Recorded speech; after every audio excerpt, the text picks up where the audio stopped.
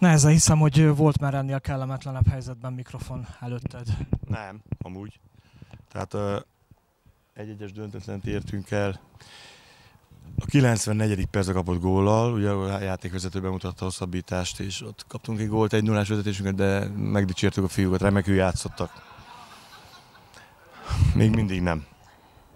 Akkor inkább azt mondom, hogy ennél bosszantóbb, hiszen azt gondolom, hogy végig domináltunk a mérkőzésen, jobban játszottunk, több helyzetünk volt, de te mondd el, ne én mondjam. Amit megbeszéltünk, hogy futni kell, rengeteget futottunk, területeket tolódva, lezárva, 2-1-ezni, folyamatosan megcsináltuk. Türelemre intettük a fél időben a fiúkat, egy gól is elég lehet. Meg volt az egy gól, sőt, helyzeteink voltak még, 3 óriási helyzetünk.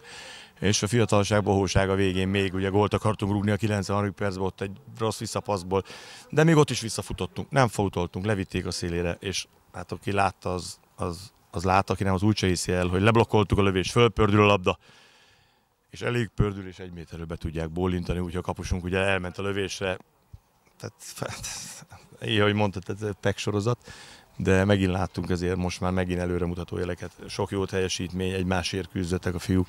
Tehát ez jó mérkőzés nekünk, ezért ez fejlődtünk. 1 pontot kaptunk érte, de már most nagyon közel voltunk a győzelemhez, úgyhogy sajnálom. Majd megpróbáljuk jövő héten a listavezetőt megfricskázni.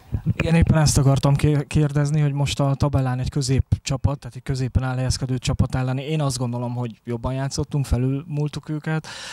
A listavezető ellen hogy fog ez sikerülni? Hát most megbeszéltük itt a mérkőzés előtt, meg próbáljuk ezt az utat járni, hogy szeretnénk nem engedni az ellenfelet játszani. Tehát lehet, hogy veszélyes hátul mögénk berúgott labdák miatt, meg 1-1 miatt, de megpróbálnánk nagyon fönt agresszívan védekezni, vagy legalábbis úgy védekezni, hogy az ellenfél ne tudjon nagyon kibontakozni. Hát ezt Putnokon is megpróbáljuk, nincs veszíteni valónk. Hát így. Úgy legyen, köszönöm.